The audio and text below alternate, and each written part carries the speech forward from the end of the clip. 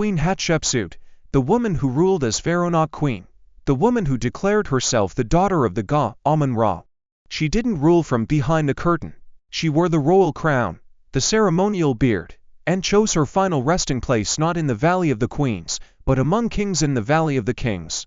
For 20 years, she ruled Egypt as a man would, decisively, brilliantly, unapologetically. She was a master diplomat. She strengthened Egypt's ties with African kingdoms, opened trade routes, and led expeditions, including one famously carved into her temple walls, a voyage to Pant, believed today to be modern-day Somalia. From there, she brought back riches, frankincense, myrrh, and exotic treasures, some of which still grow in Egypt today. But her story takes a sharp turn when Thutmose III, her stepson, returned to Egypt after years of military training.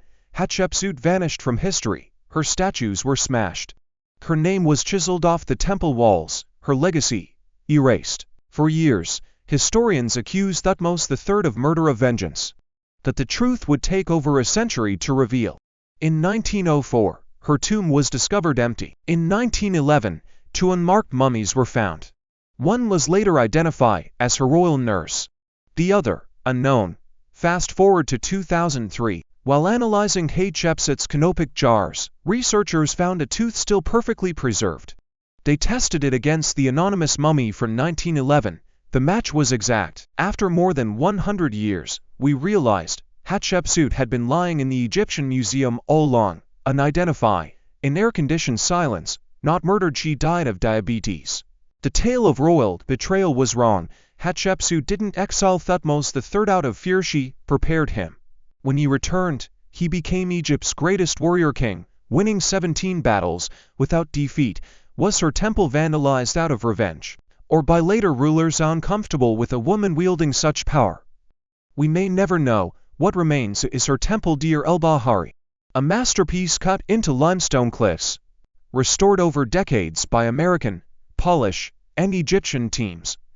The second floor holds a chapel to Anubis, the jackal god of the tomb, protector of her spirit on its journey to the afterlife. The ceiling above, painted deep blue, speckled with stars, invites you to step into heaven itself. On the third floor, she stands again. Statues of Hatshepsut, in burial pose, line the columns, some damaged, others resurrected by patient restoration. Look beyond the temple, and you'll see the tombs of the workers who built this place.